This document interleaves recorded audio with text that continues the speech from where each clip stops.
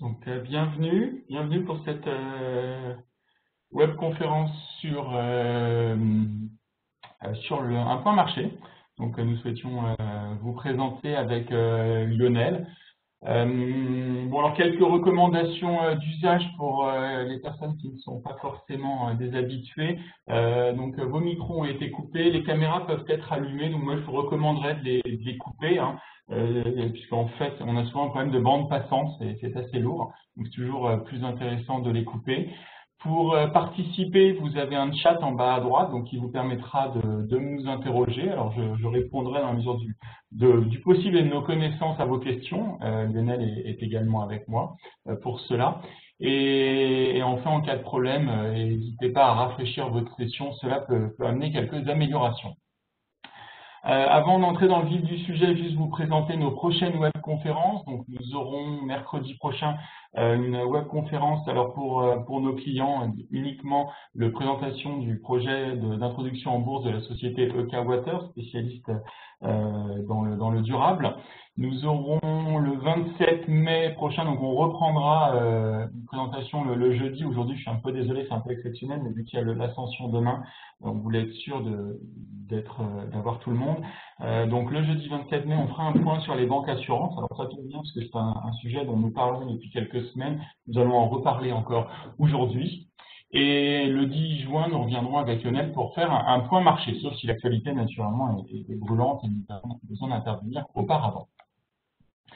Alors, le déroulement de cette session d'environ une vingtaine de minutes avant de prendre vos différentes questions, donc par le chat, je vous ferai un point macro général pour vous présenter nos stratégies d'investissement. Et enfin, Lionel continuera sur le point d'analyse technique, donc avec quelques points, notamment sur le secteur des segments, le segment de la value, comment il se comporte, on en parle beaucoup, et également le point sur Nasdaq et autres indices, puisqu'il y a des effets un peu notables qui sont en train de se dérouler. Alors, je commence tout de suite sur cette partie macroéconomique. Alors, c'est vrai si on prend un peu de recul, on se rend compte qu'il y a un peu les États-Unis et le reste du monde. Alors, quand on regarde le reste du monde, alors que nous sommes en train de déconfiner, on a quand même des foyers d'inquiétude assez importants. Je pense à l'Inde. On voyait ce matin, il y avait quand même des nouveaux cas du variant indien qui sont apparus également à Singapour, également à Taïwan, ce qui a fait chuter notamment la bourse de Taïwan ce matin. Et pourtant, paradoxalement, vous avez les États-Unis qui mettent le cap sur près de 200 millions de vaccinés pour les 100 jours de M. Biden. Donc vraiment, on est un peu dans une situation très contrastée. Si on y aura sur le point d'analyse technique, donc,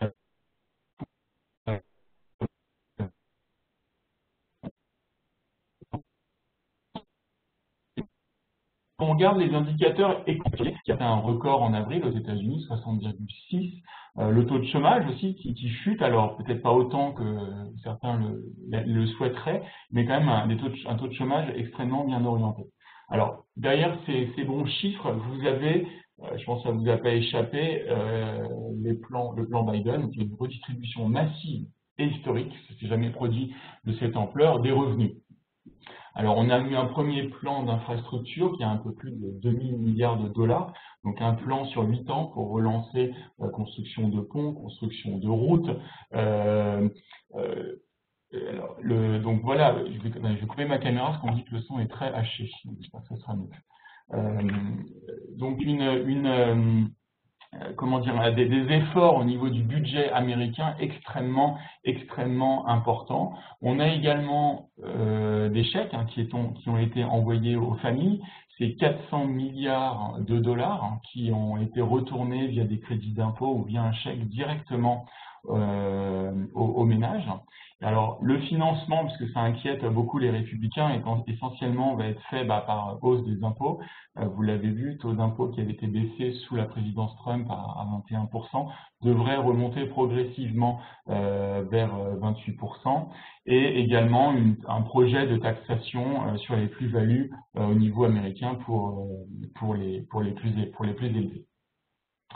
En ce qui concerne les données, alors les prévisions de croissance que vous avez à droite, ce sont des prévisions qui ont été faites au 2 avril. Donc effectivement, certains me le font remarquer, les chiffres pour l'Inde sont encore extrêmement élevés. Alors ils sont en cours de révision pour être très honnête. C'est vrai que 12,5% de croissance en 2021, ça semble extrêmement ambitieux pour l'Inde. Ce qui est intéressant de voir, si on se concentre sur les marchés, on va dire, de l'Ouest, États-Unis, on est presque à 7% de croissance du PIB. La France également 6%, donc qui sont quand même des taux assez inégalés en ce qui nous concerne, en tout cas dans une histoire assez récente. Ce que l'on s'attend en fait, c'est que autant aux États-Unis, vous l'avez vu, la réouverture de l'économie est enclenchée. En Europe, on pense que le redémarrage va vraiment avoir lieu sur la deuxième partie de l'année, sur le deuxième semestre, porté par une consommation extrêmement forte. On le voit, on a déjà des indices pareils, indicateurs avancés, PMI manufacturier. On est à des niveaux records, en 63,6 en avril, donc c'est vraiment très très fort. C'est vrai qu'on a des effets de base qui sont significatifs, mais bon, ça fait plusieurs trimestres qu'on vous dit la croissance va repartir. Pour nous, ça devient vraiment très concret aujourd'hui. Alors, le corollaire de cette reprise, c'est effectivement l'inflation. Vous le voyez, les marchés sont très très très à l'écoute de ce que disent les banques centrales. C'est le petit dessin humoristique que vous avez en bas à gauche. Je crois qu'effectivement, il y a des craintes de surchauffe, il y a des craintes d'inflation. Notamment, vous l'avez vu, on a des prix des matières premières. Alors, ça peut être le cuivre, mais c'est aussi le bois, c'est aussi le prix des semi-conducteurs. On en a parlé il y a 2 semaines. Ce sont des prix qui sont en train de flamber, parce qu'il y a des pénuries. On pense aux matières premières. On a aussi les outils de production. Hein, les taux d'utilisation sont à des niveaux extrêmement importants. Une des dépenses qui vont s'accroître très fortement, on l'attend. Donc, oui, c'est vrai, on risque d'avoir des poussées d'inflation, mais qui seront ponctuelles. Pour nous, il n'y a rien de très, très décisif. Si je vous donne les attentes d'inflation que l'on a, alors BNP Paribas pour 2021, c'est 2,5% aux États-Unis. C'est pour l'ensemble de l'année. On attend une poussée au mois d'avril-mai autour de 3%. En France, ça a été revu en hausse, comme en Allemagne, on serait à 1,4% pour la France, 2,1% pour l'Allemagne. On était plutôt en dessous de 1 en début d'année. Et vous voyez, ce sont des chiffres ponctuels pour l'année 2021. Et quand on se tourne et on regarde un peu plus loin, 2022, on revoit une inflation qui rebaisse, 1,5 en Allemagne pour l'année prochaine, contre 2,1 attendu cette année. Et la France, on revient sur un taux de 1% qui est plus notre rythme de croisière que l'on connaissait pré-Covid. Donc oui, une poussée de l'inflation, mais ponctuelle. Donc rien qui va amener les banques centrales, à nos yeux, à changer complètement leur stratégie de taux. Pour être plus précis, au niveau du tapering US, donc au niveau de la Fed, on n'attend pas de changement à l'horizon sur les politiques monétaires. Il y aura la réunion de Jackson Hole fin août. Pour nous, rien qui va changer véritablement. Pareil pour la BCE, on n'attend pas véritablement de changement avant mars 2022. Donc un certain statu quo positif pour les marchés. Alors, je crois que c'est ça le point qui est important, c'est que on reste positif pour les marchés actions. On a un ensemble de choses et d'éléments, des facteurs économiques qui nous incitent à rester positifs. On a eu de très bonnes publications au niveau du premier trimestre 2021 pour les résultats. On a des indices européens, japonais, mais aussi des indices émergents qui sont au-dessus de leur moyenne mobile de 100 jours. Lionel reviendra dessus, mais ça reste donc des éléments et des facteurs, des indicateurs positifs sur le long terme pour les marchés actions. Bulle, est-ce qu'il y a une bulle? On ne pense pas. On ne pense pas qu'il y a véritablement de bulle au niveau général. Oui, ponctuellement, on a pu parler des énergies renouvelables, on a pu parler des valeurs technologiques américaines ou des grandes capitalisations américaines. Pour nous, il n'y a pas de bulle généralisée, mais des foyers, effectivement. On a par exemple les corrections fortes qu'on puisse mettre en place pour je parlais de tout ce qui est green tech, donc les green stocks, donc ces valeurs vertes, et une correction de l'indice S&P global et du Winter Hill Energy aux États-Unis, donc des indices de référence dans ce domaine, ont perdu entre 35 et 40%. Donc effectivement, ça reste encore une fois très localisé. Alors, pour revenir au titre de notre présentation, le lien avec l'été. Alors, rien à voir avec le déconfinement ou avec le soleil, c'est juste une observation. Historiquement, sur les périodes estivales, on va dire mai, juin, juillet, août, on constate, c'est historique, que les marchés actions peuvent être un peu chahutés, surtout les valeurs les plus volatiles, les valeurs qui ont eu le plus peut-être une trop belle ou une très forte progression. Donc c'est vrai que pour l'été, dans la perspective d'un retour de la volatilité, on va privilégier, regarder des stratégies d'investissement à dividendes, valeurs avec dividendes, stratégies de rendement, ou aller vers des actions à un peu plus faible volatilité. On le verra au niveau sectoriel, on voit que des secteurs comme l'agroalimentaire, les boissons, sont des secteurs qui reprennent un peu une allure un peu plus intéressante, alors qu'on les avait plutôt oubliés dans le passé. Donc, peut-être avoir une posture un peu moins agressive pour l'été et faire attention à ces bulles de valorisation dont on pouvait parler. Alors, ensuite, concrètement, qu'est-ce que ça peut donner dans vos portefeuilles? Qu'est-ce que ça peut donner en termes d'approche? On a évoqué des secteurs qui sont un peu en surchauffe, où il y a eu des corrections. On parle de dividendes, on parle de peut-être moindre volatilité. Lors de nos dernières webconférences, on a parlé aussi des secteurs value. Alors, tout ceci, en fait, n'a pas changé. Sauf qu'on s'aperçoit qu'il y a une dispersion sectorielle donc extrêmement importante. Vous avez des secteurs cycliques, à l'image des banques de l'industrie, qui se portent très très bien.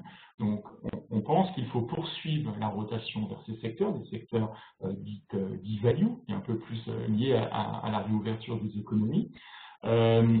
On se rend compte également que des belles valeurs, des beaux secteurs, on peut penser au luxe, on peut penser aux consommations comme L'Oréal, qui restent très bien orientées. Donc, il faut poursuivre aussi, il faut quand même conserver en portefeuille ces belles valeurs. Donc, il faut vraiment avoir une approche diversifiée dans son portefeuille. Il ne faut pas, en gros, faire l'impasse sur des secteurs. Il ne faut pas faire l'impasse sur un style. Ce qui était peut-être plus le cas dans les années passées où, effectivement, c'était le style croissance qui fonctionnait, le style grande capitalisation aussi. Aujourd'hui, on pense que pour bien affronter les prochains mois, prochains trimestres, il faut avoir de la value, il faut avoir des secteurs de croissance, des belles valeurs. Il ne faut pas négliger les petites et moyennes capitalisations. Vous le voyez dans le tableau à droite, on maintient notre préférence aussi pour ce secteur. Et aussi pour l'été, peut-être regarder des secteurs un peu moins volatiles. Alors, si on descend encore un tout petit peu plus en granularité, on se rend compte également que des secteurs très massacrés, liés au confinement, on pense surtout aux loisirs, on pense aux voyages, compagnies aériennes, sont vraiment des secteurs qui sont en train de reprendre un petit peu.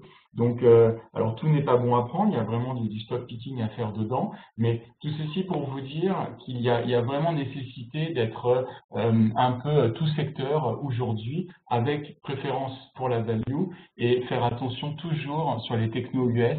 Lionel reviendra dessus, mais il y a vraiment un mouvement qui s'est enclenché. Voilà, j'ai terminé pour la partie un petit peu globale. Je laisse maintenant la parole à Lionel pour le point technique. Oui, bonjour à toutes et tous. Est-ce que le son est bien? Le son est très bon, Lionel. Tant mieux.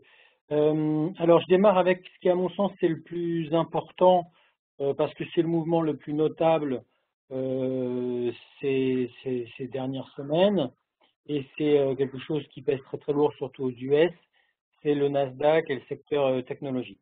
Donc là, vous avez le Nasdaq en haut de début 2019 à aujourd'hui, et la moyenne mobile 100 jours en vert, on en reparlera.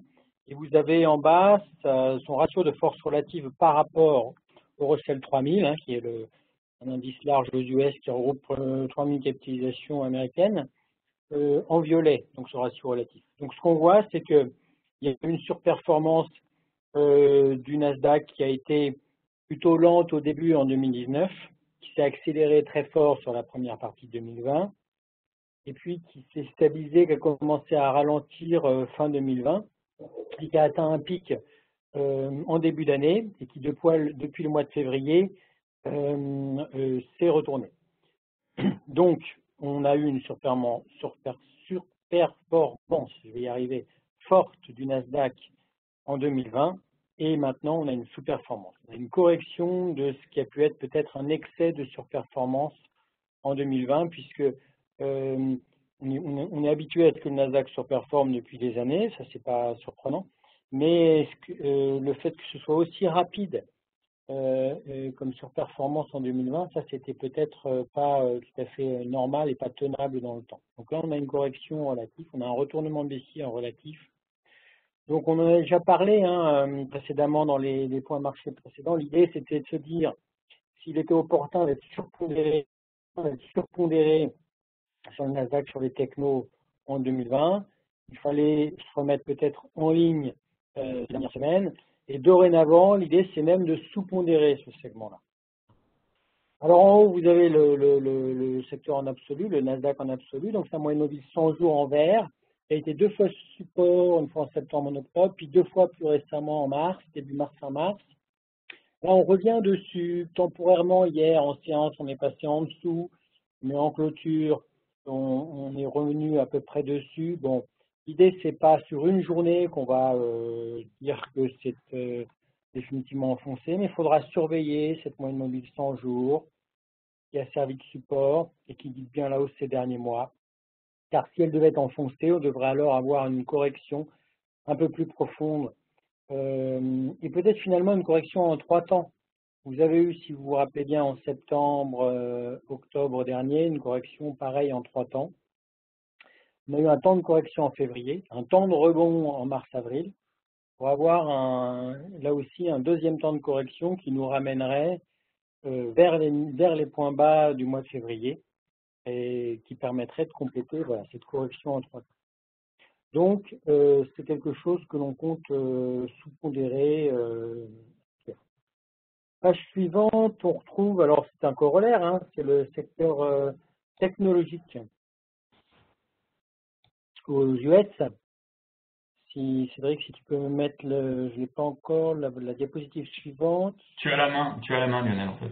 Ah, j'ai la main, pardon. Alors allons-y. Merci.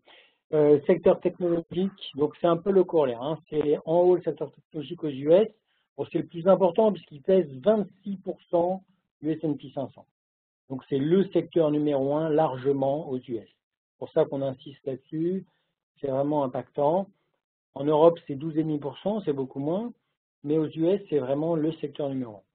Et vous avez en bas son ratio relatif au S&P 500 en violet. Donc on a la même chose. On a le retournement relatif après la grande surperformance de la première partie de 2020, puis la stabilisation. On a maintenant un retournement baissier relatif.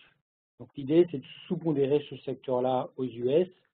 C'est aux US que la sous-performance est la plus marquée ces dernières semaines. C'est aussi vrai en zone euro, mais dans une moindre mesure. Et là aussi, la moyenne mobile 100 jours, elle est en rouge en haut, qui a servi de support en octobre et en mars, à surveiller dans les prochaines semaines. Si elle est enfoncée, une correction un peu plus importante à prévoir. Donc, secteur sur lequel il convient de sous-pondérer. Vraiment, les recettes de la surperformance de 2020 ne sont pas du tout celles de 2021. En 2020, si on voulait afficher une belle performance, il fallait être présent sur les secteurs de croissance, il fallait être présent sur le technologique. En 2021, c'est d'autres secteurs qui ont pris le relais, on va y revenir. Donc du coup, si on parle en segment de marché, les segments de croissance et les segments dits value, on constate, alors là on est en zone euro, vous avez le ratio relatif de l'Eurostock Value par rapport à l'Eurostock Growth, les valeurs de croissance. Donc on a une sous-performance qui était importante 2018, 2019, 2020, surtout en 2020, de toutes les valeurs dites value, la banque en tête. Et on a eu le retournement relatif qui s'est mis en place fin d'année dernière, on en a déjà parlé, et qui se confirme depuis, que la moyenne mobile de 100 jours relative s'est retournée à la hausse. Elle a été support sur la correction du mois de janvier. Et voilà, il y a une construction qui est haussière, un peu en marche d'escalier, hein, de la surperformance du segment value par rapport au segment de croissance, des valeurs de croissance. Et quand on parle de la value, on pense en tête aux banques, et quand on parle de la croissance, on pense en tête au secteur techno. Donc, c'est ce qu'on va voir là. Alors là, je vous ai mis cette diapositive, l'évolution en zone euro depuis fin janvier des secteurs de la banque en bleu et en violet du secteur technologie. Bon, parce que quand on parle de surperformance, sous-performance, du ratio relatif, et moyenne, long terme relatif, c'est peut-être un peu abstrait, mais là, je vous ai mis ça en pourcentage de variation, pour qu'on voit bien un peu l'importance de ces phénomènes. Donc, on démarre à fin janvier jusqu'à aujourd'hui, et on constate que, déjà, il y a un écart qui est important, hein, c'est 4% de hausse seulement de la technologie depuis fin janvier, contre 34% de hausse sur la banque, en zone euro.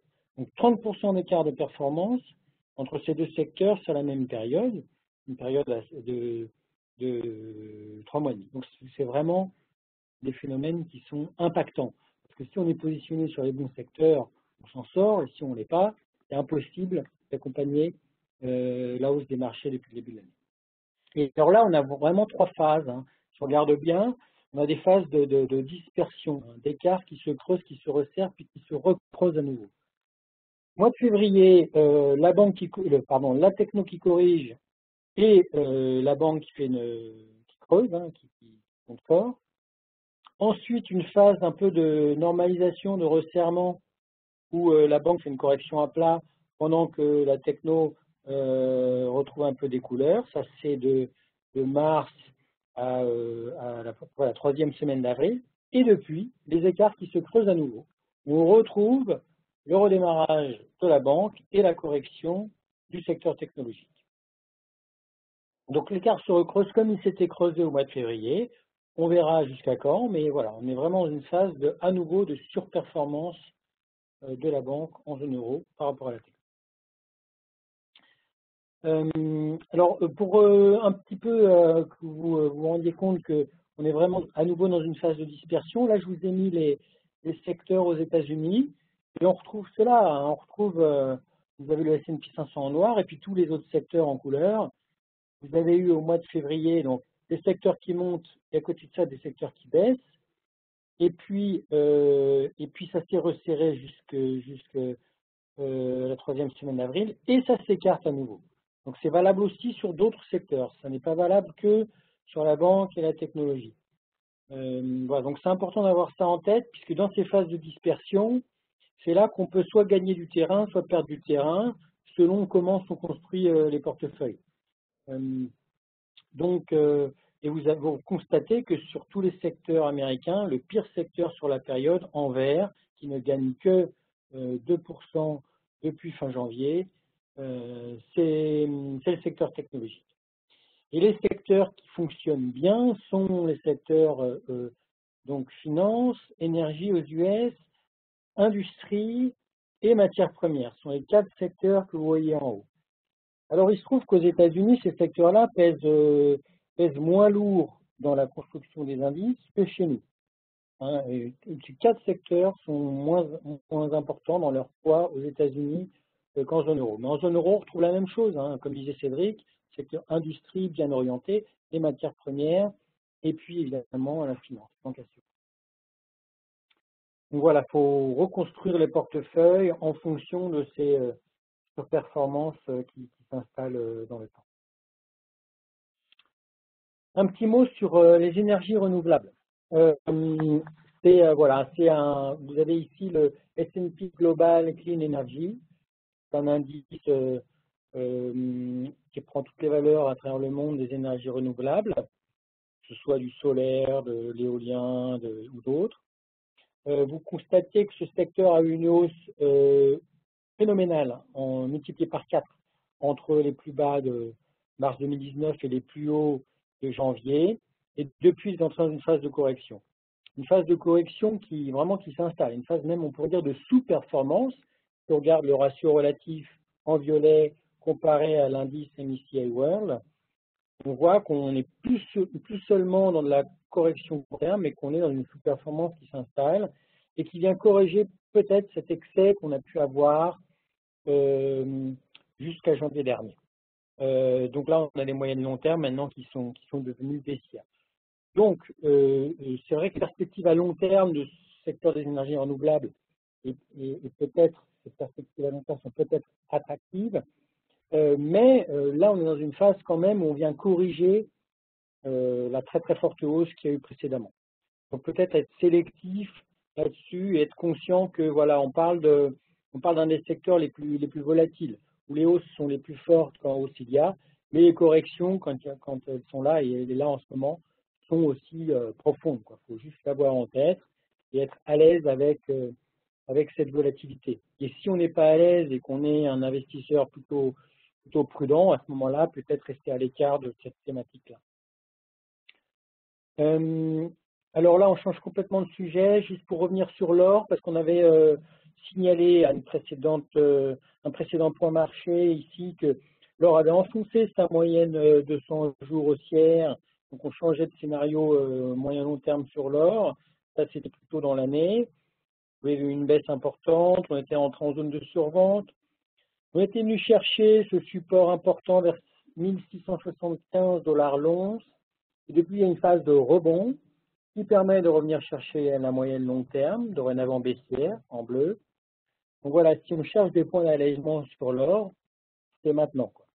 C'était pas un bon timing d'allègement il y a 1 ou 2 mois de ça, parce que voilà, c'est en survente, on cherchait un timing de vente sur rebond. Ce timing de vente sur le rebond, on l'a maintenant, puisqu'on revient chercher cette moyenne de 100 jours baissière qui est susceptible d'être résistante. Voilà, donc pour résumer, alors je ne sais pas si peut-être Cédric peut faire un mot de conclusion. Oui, pas de problème. Bon, bah, parfait, tu as mis le slide. Merci Lionel. Donc oui, pour résumer un peu tout ce qu'on a pu se dire, saisonnalité estivale, donc il faut regarder les stratégies dividendes et à moins de volatilité, puisqu'effectivement on peut s'attendre à des soubresauts. Comme l'indiquait Lionel, comme l'a démontré Lionel avec l'analyse technique, on a la rotation vers les secteurs value, type banque, type matériaux de base, dans une moindre mesure chimie, industrie qui se poursuit. Le Nasdaq, quand même, on se pose beaucoup la question, parce que ça a été un driver très fort, je pense notamment l'année dernière, confirme sa sous-performance. Et enfin, comme tout ce qu'on a pu se dire, surtout à base de dispersion sectorielle, puis l'importance des secteurs value, mais de garder également des secteurs où il y a des valeurs de grande qualité, il faut vraiment avoir une approche diversifiée dans les portefeuilles et on ne peut pas se permettre de faire l'impasse sur des secteurs. Je pense que pour nous, c'est vraiment une des clés d'un été peut-être un peu plus tranquille. Voilà. Donc nous en avons terminé. On n'a pas vu trop de questions. On a essayé d'y répondre au fil de l'eau. Je ne sais pas si vous avez des remarques. N'hésitez pas à les passer par le chat. Alors, j'ai sur le chart une question qui concerne le Nasdaq. On me demande si on constate la même chose si on enlève les 5 plus grosses capitalisations de l'indice. Bon, c'est une excellente question, puisqu'effectivement, aux US, il y a quelques méga caps qui pèsent très très lourd dans les indices.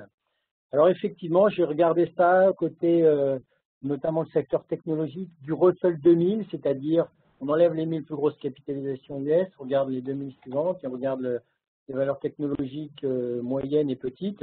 Et on constate la même chose effectivement en ce moment, qu'il y a une correction sur le secteur technologique, même sur les valeurs plus petites. Et c'est aussi vrai sur d'autres zones, c'est aussi vrai donc, en zone euro, c'est aussi vrai en Chine, on est sur une phase de correction des valorisations des secteurs technologiques.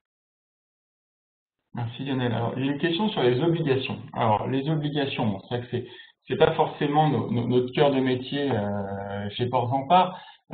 Cependant, dans le contexte des taux, donc des taux qui sont quand même un peu en train de frémir à la hausse, c'est pas forcément la zone où on est le plus à l'aise. On irait plutôt nous sur des parties un peu plus risquées comme le high yield où il y a encore un petit peu de rendement, également vers tout ce qui est obligations convertibles, puisque on a quelque chose par le tilt des actions qui peut être intéressant, notamment sur la zone euro. Pour vous donner un ordre d'idée qui explique notre sentiment plutôt négatif sur la partie taux, mais surtout la partie taux govies, donc les emprunts d'État, on a un objectif 12 mois pour les OAT américaines de 1,40. Et par contre, pour le bond allemand, le Bund, on est à moins 0,25. Donc vous voyez, on reste quand même prudent sans être très agressif sur ce segment de marché. C'est pas forcément celui sur lequel on préfère aller. Si on veut du rendement, c'est ce que je pouvais évoquer tout à l'heure, privilégier justement les actions à rendement. Surtout que la grande nouvelle, c'est que les bancaires ont le droit de redistribuer du dividende à leurs actionnaire. Donc c'est un point quand même important. Alors quelques questions. Alors, sur l'évolution prochaine du CAC. Alors, on n'a pas la boule de cristal, mais peut-être Lionel, non, par rapport aux analyses techniques que tu as, des CAC. Oui, alors le CAC s'est très bien comporté, il a même surperformé d'autres indices, par exemple le DAX dernièrement, notamment parce qu'il a un peu plus de bancaires justement que le DAX, notamment parce qu'il a un peu plus aussi de biens de consommation, le luxe comme LVMH par exemple se comporte toujours bien, et ça compte dans le CAC, il n'y en a pas beaucoup moins dans le DAX. Donc voilà, c'est une des raisons pour lesquelles il a fait mieux ces dernières semaines. Maintenant, en absolu, le CAC, si vous regardez depuis le mois de février, depuis le redémarrage haussier, il a été porté par sa moyenne mobile 20 jours haussière, qui a été support à 4 ou 5 reprises sur la période. Et celle-ci vient d'être un peu attaquée hier. En clôture, on était juste en dessous. Pour voir si cet enfoncement de support se confirme. Si c'est le cas, on devra avoir une correction un peu plus importante que les micro-corrections qu'on a eues au mois de février, les mineurs. Et on pourra avoir par exemple un retour à la mobile 50 jours, qui sera considéré comme l'objectif de correction suivant. Voilà, donc peut-être après plusieurs mois de hausse, une phase de correction un petit peu plus significative, qui pourrait être mise à profit pour ceux qui ont un peu de cash pour investir. Alors, quelqu'un fait référence à l'adage boursier « sell in May and go away », ce qui est encore vérifié. Alors, effectivement, on remarque, c'est un peu mon propos avec la entre guillemets complexité de la période estivale.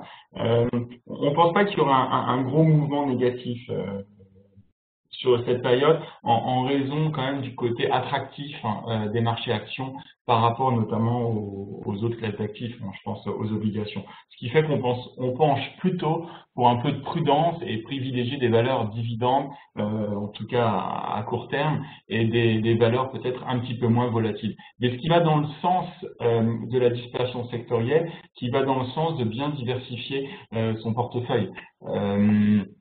Par exemple, on me pose une question s'il faut abandonner les actions qui ont surperformé dans la période récente, notamment une action comme Amazon.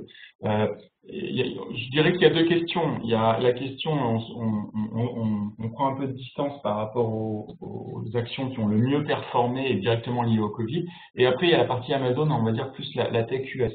Je pense que la tech US, Lionel l'a souligné, est vraiment entrée en zone de sous-performance.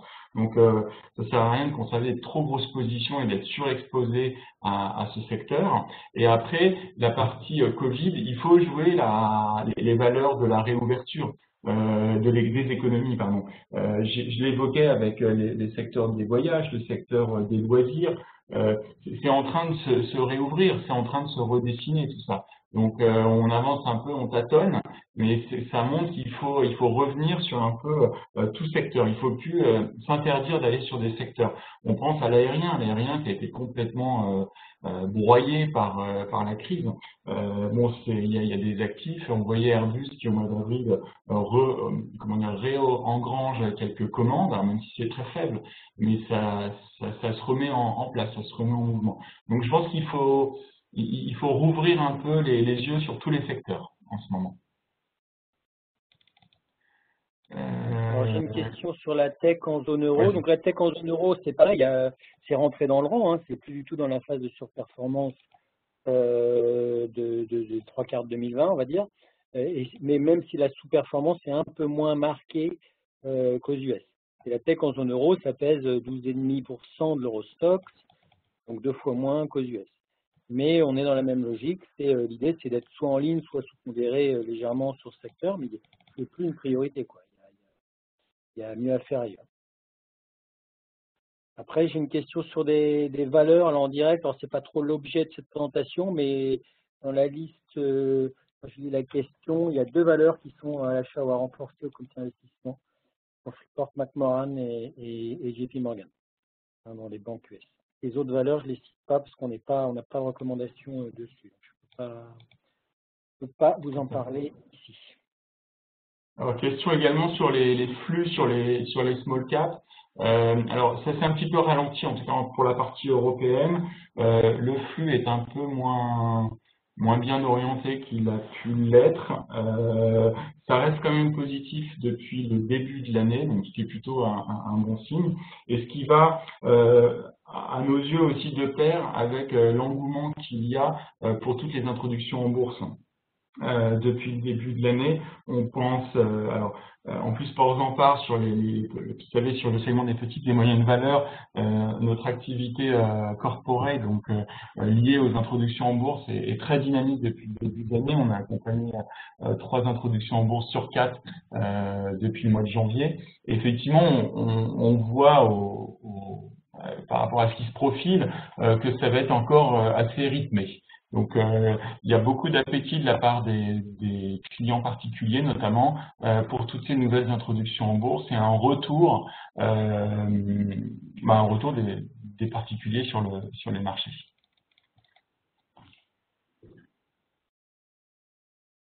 Ouais. Alors, j'ai une dernière question, malheureusement à laquelle je ne pourrais pas répondre, qui est sur le marché suisse. On n'a pas de recommandation particulière, on n'a pas de préférence vraiment affichée pour ce marché. J'avouerais que là, on va plus être sur de la sélection de valeurs, plus que sur le marché suisse en lui-même. Quand on regarde l'indice SMI, donc l'indice de la bourse suisse, il est un peu particulier en termes de composition, puisqu'il a 3 très grosses valeurs qui représentent la moitié de l'indice, hein. Nestlé, Novartis et l'autre dans la santé, dont le nom m'échappe. Mais donc vous avez ces 3 mastodontes, qui sont très lourds. Donc du coup, c'est un indice qui est très sur l'alimentation, il y a Nestlé, et la santé, il y a ces 2 grosses capitalisations, et donc qui est très, très peu présent sur d'autres secteurs. Donc c'est un indice un peu particulier. Merci beaucoup Lionel, merci à tous pour votre participation. Donc pour ceux qui sont inscrits et clients, recevront une invitation pour l'introduction en bourse de EquiWater la semaine prochaine. Et sinon, nous nous retrouvons pour un point sur le secteur bancaire à la fin du mois. Merci à tous pour votre présence, votre participation, vos questions. Passez une bonne fin de journée et bon appétit. Merci, à très bientôt.